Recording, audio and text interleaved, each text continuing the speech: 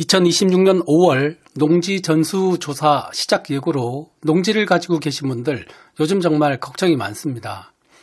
최근 들어 시세보다 20-30% 싸게 내놓은 농지 급매물이 증가하고 있다는데 그래도 매수자를 찾기 힘든 게 요즘 현실입니다.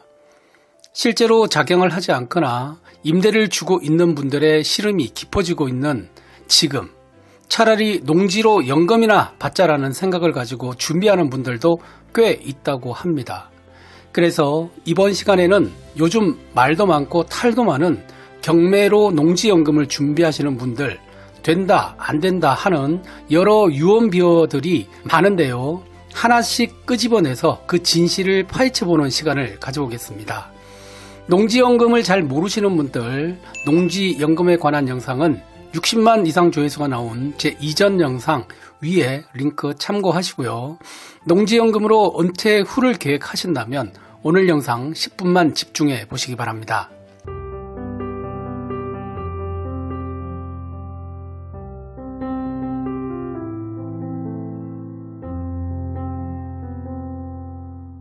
경매로 산 농지는 농지연금을 못 받는다.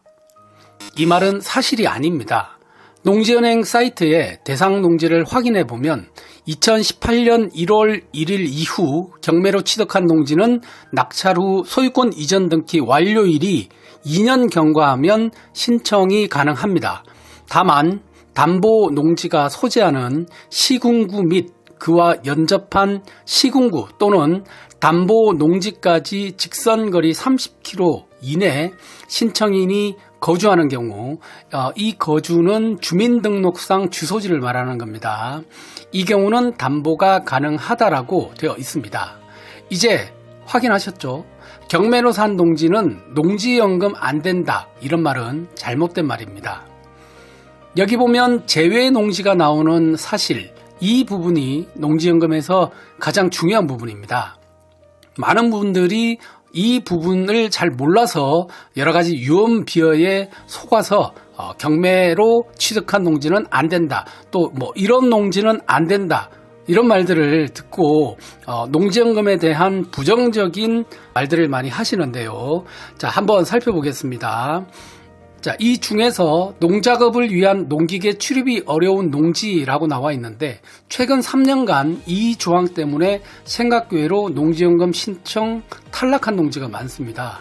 농지연금은 농업을 기반으로 농사를 짓기 위한 농지를 담보로 받아줍니다. 그런데 농기계 하나 들어가지 못해 농사를 짓지 못하는 맹지인 경우는 담보로 받아줄 수가 없는 거죠. 여기서 말하는 맹지는 지적도상 맹지가 아닙니다. 실제로 맹지이지만 농기계가 출입할 수 있는 길이 있다면 예를 들어 사도인데 주인의 승낙을 받았다거나 주위 토지 통행권이 있는 지상권이 있는 길이 있는 경우입니다. 그런 경우는 맹지라도 신청이 가능합니다. 하지만 농지연금 신청 건수가 많아질수록 경쟁에서는 당연히 밀리겠죠.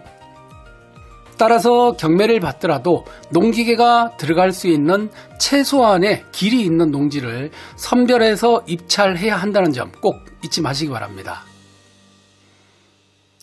농지연금은 연금이 아니라 대출이다. 이 말은 맞는 말입니다. 농지연금은 자기 돈을 은행에 맡기고 원금과 이자를 받는 상품이 아닙니다. 애당초 담보가 땅이다 보니 연금이라는 성립은 안 맞는 말이죠.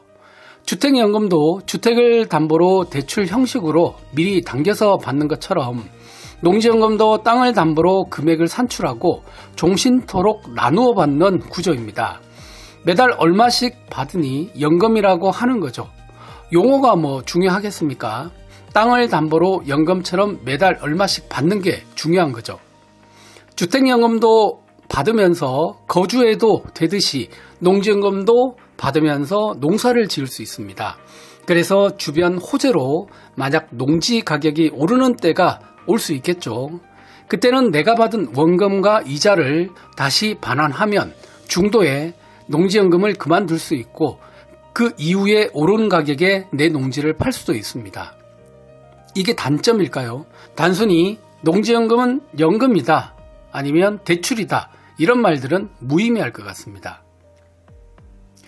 농지연금 축소나 폐지될 수 있다. 요즘 농지에서 가장 이슈가 바로 농지 전수조사입니다. 여러분들은 전수조사 이후 농지 정책이 어떻게 될 것 같습니까? 투기권을 잡고 농민들에게 실질적 혜택을 주는 정책을 펴겠다.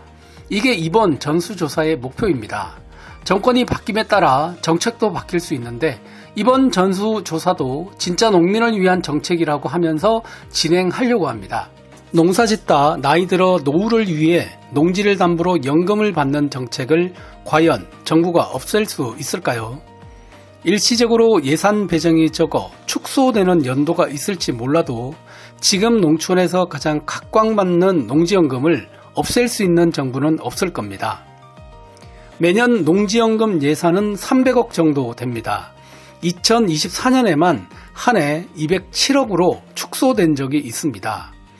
이때도 농지연금 예산을 농지임대차 사업 예산으로 일부 전용해 당겨가면서 국정감사 때 농식품부가 호되게 질책당했습니다. 이제 그런 일은 잘 없겠죠. 정부는 2023년 가입 연령을 65세에서 60세로 낮추면서 농지연금을 더 많은 농민들이 받을 수 있게끔 권장하고 있습니다. 미래를 확정적으로 알 수는 없겠지만 농지 전수조사 이후 농어촌 정책은 농민들에게 더 유리한 방향으로 전개될 확률이 높을 거라고 생각합니다. 결론입니다. 요즘 농지연금의 함정, 농지연금의 실체 등등 무수히 불안을 자극하는 영상과 소문들이 많이 떠돌고 있습니다. 하지만 중요한 건 도시민들이 불법이나 편법으로 농지연금 계획을 세우라는 것이 아닙니다. 도시민들이 농민이 되려면 하루아침에 뚝딱 되는 게 아닙니다.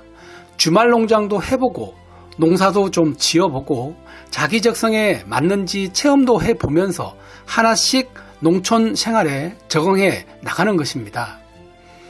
그래서 은퇴 후 진짜 농촌에서 농민으로 살아갈 수 있겠다 싶을 때 경매로 농지연금 조건에 맞는 1,000제곱미터 이상의 농지를 구입해서 조건을 맞추고 그 다음 농지연금도 받으면서 농사도 짓고 이렇게 살아가 보자는 겁니다. 그렇다면 먼저 일반 도시민들이 주말 체험 영농 목적으로 소규모의 농지를 구입을 해서 텃밭이라도 가꿔보면서 내가 농촌 생활에 맞는지 먼저 체험을 해봐야 되겠죠. 그리고 나서 그 이후에 경매를 통해서 우량농지 나머지 면적을 채우는 방식으로 해나가는 게 가장 현실적인 농지연금에 접근하는 방식이라고 생각이 듭니다.